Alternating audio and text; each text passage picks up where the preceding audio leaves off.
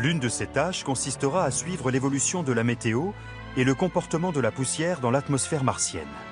Il devra aussi tester la possibilité de générer de l'oxygène à partir du dioxyde de carbone ambiant dans l'optique d'une future exploration habitée.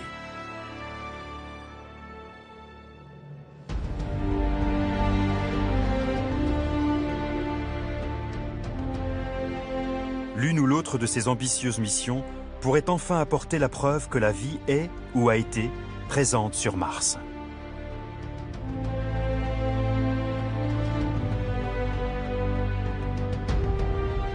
Les premières tentatives d'exploration robotisée du système solaire remontent à 50 ans à peine. En juillet 1965, la sonde Mariner 4 transmet les premières images en gros plan de Mars. Ces images floues ne font apparaître nulle trace de végétation, et encore moins de canaux quadrillant la surface de la planète, comme certains astronomes l'avaient cru autrefois. À cette époque, l'opinion la plus couramment admise est qu'en plus d'être une planète rouge, Mars est une planète morte. La possibilité que de la vie puisse s'y trouver est alors considérée comme infinitésimale.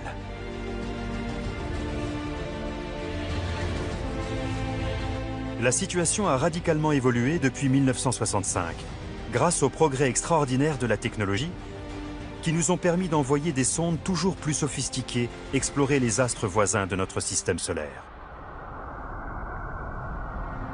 Les trois facteurs essentiels à la vie, énergie, liquide et briques du vivant, sont bien plus répandus que nous ne l'avions cru auparavant. Il ne semble désormais plus si impensable de trouver de la vie ailleurs dans le système solaire. Même s'il ne devait s'agir que de vie microbienne, une telle découverte serait d'une importance majeure pour l'humanité.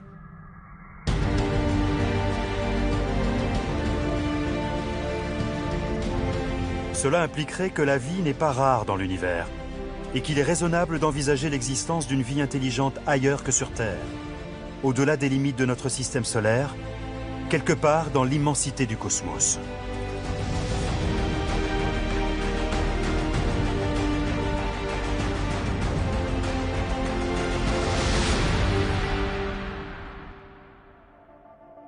Nous savons déjà que le reste de l'univers abrite une profusion de planètes extraordinaires.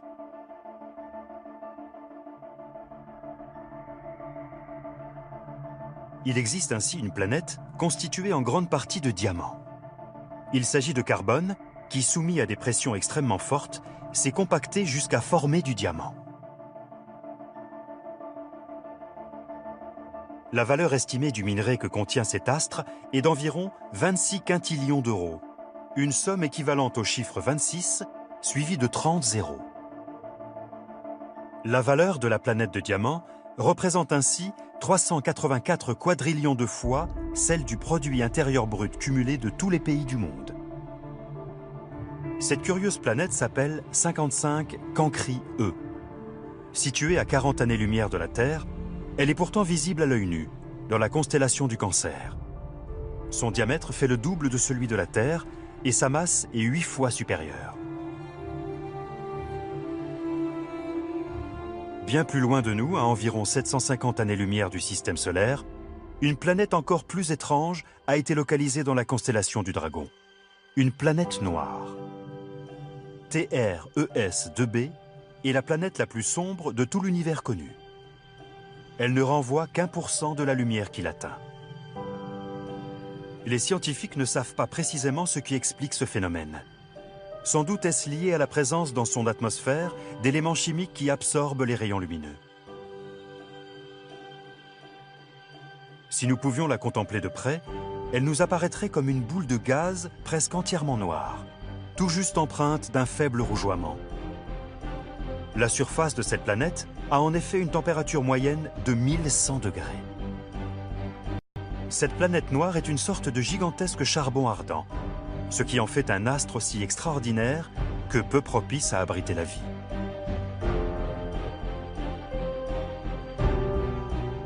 Parmi les planètes les plus différentes de la nôtre, on peut aussi mentionner l'exoplanète WASP-12b, qui est située dans la constellation du Cocher, à 870 années-lumière du Soleil. Cette planète est si proche de l'étoile WASP-12 qu'elle a pris la forme d'un œuf sous l'effet de la force des marées de son étoile. Et son atmosphère est arrachée de sa surface au rythme de 189 milliards de tonnes par an. C'est la planète la plus chaude de toute la Voie lactée, et sans doute aussi celle dont la vie sera la plus brève. Elle est si chaude qu'elle a gonflé au point que son atmosphère se déverse directement dans l'étoile.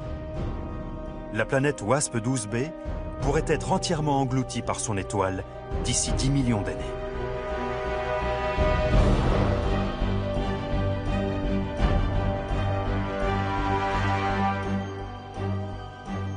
Ces quelques planètes ne donnent qu'un aperçu infime de l'invraisemblable diversité qui existe dans l'univers. Elles nous font prendre la mesure de toutes les merveilles qu'il nous reste encore à découvrir.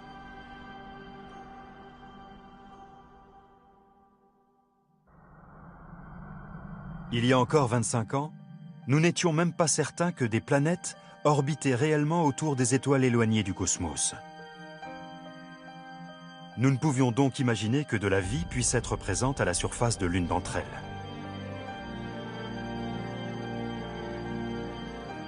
Les premières exoplanètes n'ont d'ailleurs été découvertes qu'en 1992. Cette année-là, 2 exoplanètes ont été localisées à 2300 années-lumière de la Terre. Elles étaient en orbite autour d'un pulsar. À l'époque, cette découverte a eu un retentissement extraordinaire au sein de la communauté scientifique. C'était le premier système extrasolaire identifié à posséder plusieurs planètes. L'une de ces 2 planètes pouvait-elle abriter la vie? Malheureusement, un pulsar est une étoile d'un genre très différent de ce qu'est notre Soleil. Il s'agit en réalité d'un astre issu d'une supernova, un phénomène correspondant à l'explosion des étoiles les plus grandes de l'univers. Un pulsar est le résultat de l'explosion d'une étoile très massive, un objet céleste qui aurait presque pu devenir un trou noir. La découverte de ces 2 planètes est intéressante, mais un pulsar est trop différent d'une étoile normale pour en tirer des conclusions. Un pulsar ne semble pas à première vue constituer l'environnement idéal ou rechercher l'existence de planètes habitables. Les supernovas sont des phénomènes quasi apocalyptiques, capables de vaporiser toute planète ayant la malchance de croiser leur orbite. Un tel monde serait baigné dans un cocktail dévastateur de rayons X et de particules chargées, émises par une étoile dont le rayonnement visible serait si faible qu'il ne ferait régner à la surface de cette planète qu'une très vague clarté. Les chances que la vie émerge dans un milieu aussi singulier et hostile sont donc dérisoires. Mais cette découverte confirme pour la toute première fois l'existence de systèmes planétaires au-delà des limites de notre propre système solaire.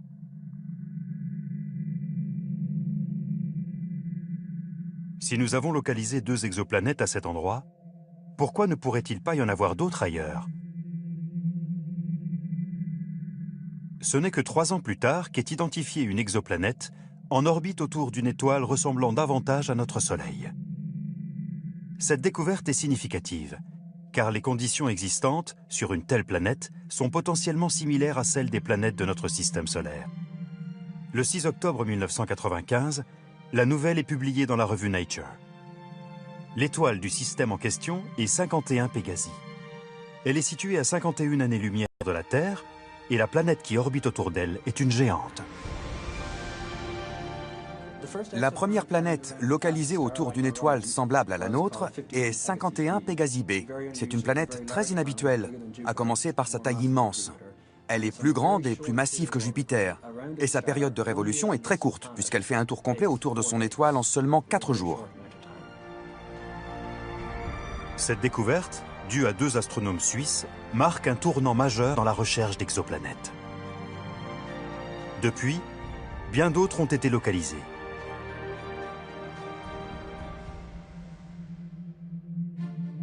La recherche de nouvelles exoplanètes a été bouleversée en mars 2009 par une innovation majeure, le lancement par la NASA du télescope Kepler.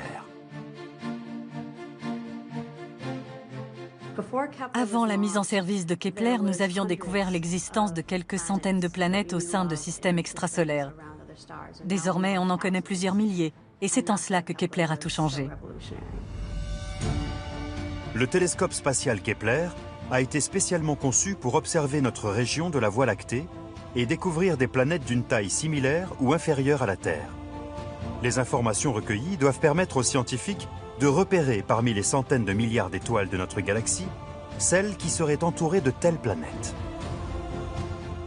Le principe est très simple, n'importe qui peut le comprendre. Le télescope observe en permanence une même zone du ciel, au sein de laquelle on dénombre 150 000 étoiles. Il suit l'évolution de leur luminosité comme le fait un posemètre en photographie. De temps en temps, la luminosité de l'une ou l'autre étoile va diminuer de manière infime pendant quelques heures, avant de se remettre à briller normalement. Quand cela se produit, c'est qu'une planète est passée devant l'étoile en question. Avec Kepler, nous sommes passés d'une centaine de planètes découvertes à plus d'1 millier, sans compter 3 à 4 000 autres planètes probables, dont on ne peut pas encore confirmer l'existence. Kepler est notre poste d'observation avancé. Il a localisé des milliers d'exoplanètes en attente d'être authentifiées. C'est une véritable machine à trouver des planètes. En 2011, Kepler a effectué le tout premier recensement de la Voie lactée, afin d'estimer combien d'étoiles dans notre galaxie étaient entourées d'une planète semblable à la nôtre. Son verdict ? Autour d'1 milliard.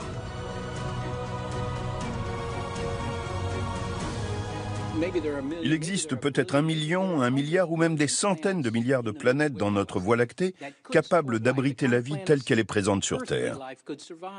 Sur combien d'entre elles la vie est-elle réellement apparue? On l'ignore. La réponse dépend de la probabilité statistique de la vie à surgir quelque part. Cette profusion de mondes habitables ne signifie pas que la vie s'y trouve, mais il est vrai aussi que toutes ces planètes sont constituées des mêmes éléments que la Terre. Alors, à moins qu'il se soit produit quelque chose de très improbable sur notre planète, on va trouver de la vie un peu partout. Peut-on estimer quelle proportion de ces planètes pourrait abriter la vie? Afin qu'il y règne une pression atmosphérique suffisante pour que de l'eau liquide se maintienne à leur surface, la distance les séparant de leur étoile doit être comprise dans une fourchette spécifique, appelée zone habitable. La zone habitable nous aide à chercher des planètes comme la nôtre le plus efficacement possible. Bien entendu, la Terre se situe dans la zone habitable de notre système solaire. Les planètes sur lesquelles les conditions sont à peu près comparables à celles de la nôtre sont qualifiées de potentiellement habitables. C'est une zone de juste milieu, où il ne fait ni trop chaud ni trop froid. Elle est appelée zone habitable, mais on la désigne parfois sous le nom de zone boucle d'or. Si une planète rocheuse de taille modeste s'y trouve et qu'elle possède de l'eau, cette eau a plus de chances d'être liquide. C'est donc un bon endroit où chercher de la vie.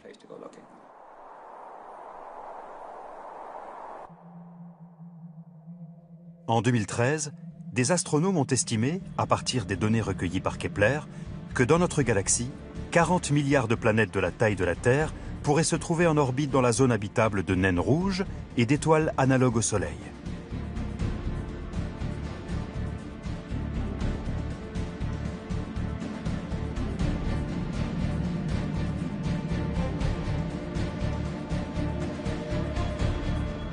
Parmi ces planètes, 11 milliards d'entre elles tourneraient autour d'une étoile telle que notre Soleil, ce qui constitue autant de mondes potentiellement comparables à la Terre.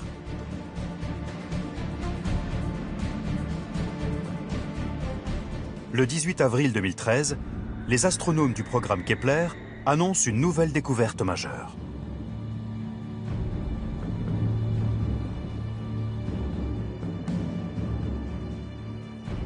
Pour la première fois, 2 exoplanètes particulièrement semblables à la Terre ont été localisées. Elles sont en orbite dans la zone habitable d'une étoile de type naine orange, du nom de Kepler 62. Ces 2 planètes ont ainsi été baptisées Kepler 62e et Kepler 62f.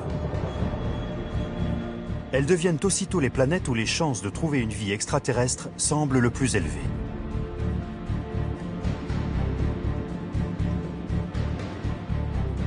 Des examens plus poussés ont établi que de l'eau recouvrait sans doute en grande partie la surface de Kepler 62e et Kepler 62f, voire même en totalité. Kepler 62e a probablement un ciel très nuageux, et il y fait chaud et humide jusqu'aux régions polaires. Kepler 62f serait plus froide, mais tout de même potentiellement habitable. Malheureusement, elle se trouve à 1200 années-lumière de nous, dans la constellation de la Lyre.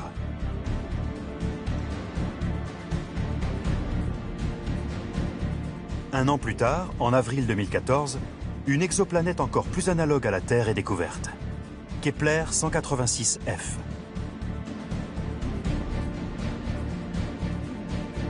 Kepler 186f est la première planète de taille terrestre à être localisée en orbite dans la zone habitable d'une étoile. Sa découverte rend plus crédible encore l'espoir de trouver dans l'espace un monde à l'image du nôtre.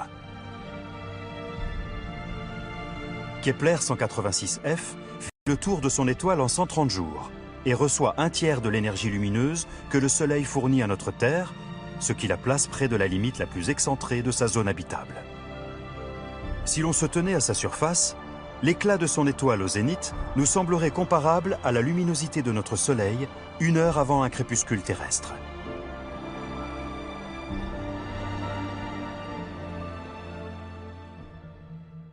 Kepler 186f est situé à 492 années-lumière de la Terre, dans la constellation du Cygne.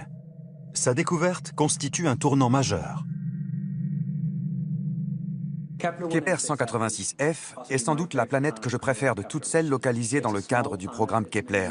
Elle est de 10 à 20% plus grande que la Terre et, autant qu'on sache, c'est très certainement une planète rocheuse. En plus, elle est à la bonne distance de son étoile parente et si son atmosphère et l'effet de serre le permettent, il pourrait y avoir de l'eau liquide à sa surface.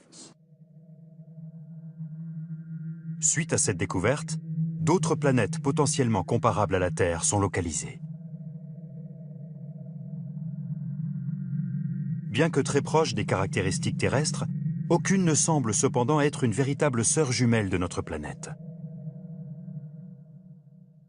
Mais grâce à la mission Kepler, l'espoir d'en trouver une un jour est désormais plus grand. Nous savons aujourd'hui que des dizaines de milliards de planètes sont en orbite autour des étoiles de notre galaxie, la Voie lactée. Nous savons aussi que l'univers recèle des milliards d'autres galaxies. Si l'on considère que dans notre seul système solaire, la vie est présente sur une planète et qu'au moins 4 autres de ces astres en abritent peut-être, la probabilité de trouver quelque part dans l'espace une exoplanète propice à la vie est sans doute très élevée. Mais les découvertes du télescope Kepler ne s'arrêtent pas là. Il nous a aussi fourni des renseignements extraordinaires sur d'autres aspects de l'univers. Il a par exemple trouvé en 2011 une planète en orbite autour de 2 étoiles, et non une seule. Un tel astre porte le nom de planète circumbinaire, et celle-ci a été baptisée Kepler 16b. Kepler 16b est la planète découverte par Kepler que beaucoup de gens préfèrent. Au lieu d'avoir une seule étoile parente, elle est en orbite autour de 2 étoiles à la fois. C'est un phénomène qu'on croyait impossible. Un double coucher de soleil, ça semblait réservé aux histoires de science-fiction. Mais l'univers est plus étrange que ne l'avaient imaginé les scientifiques, et les doubles soleils existent.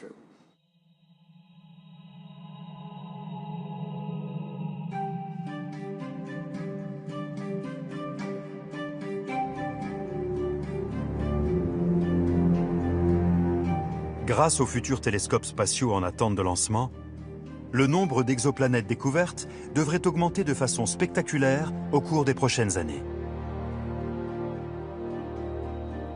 À ce jour, sur le millier d'exoplanètes dont l'existence est confirmée, une cinquantaine se situe dans la zone habitable de l'étoile autour de laquelle elles sont en orbite.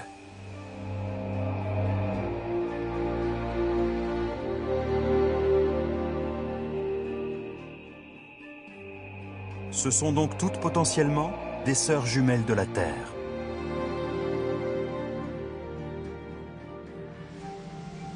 Cela ne signifie pas nécessairement qu'elles soient en mesure d'abriter la vie, mais c'est une éventualité. Et en dehors de ces planètes, il existe une toute autre catégorie de monde où la vie est possible. En 1998, une découverte est effectuée près de l'étoile Gliese 876, une naine rouge située dans la constellation du Verseau, à une distance de 15 années-lumière de la Terre.